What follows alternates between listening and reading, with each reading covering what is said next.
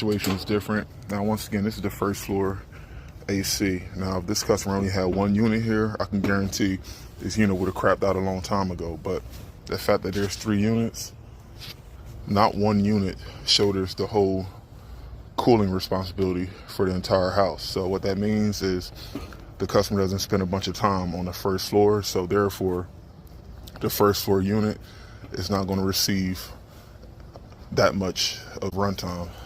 So what that means is the customer is not spending a bunch of time 24/7 on the first floor. Of course, the first floor is the dining room, living room, but if the customer sleeps on the second floor, which is the unit that was replaced, that will receive the brunt of the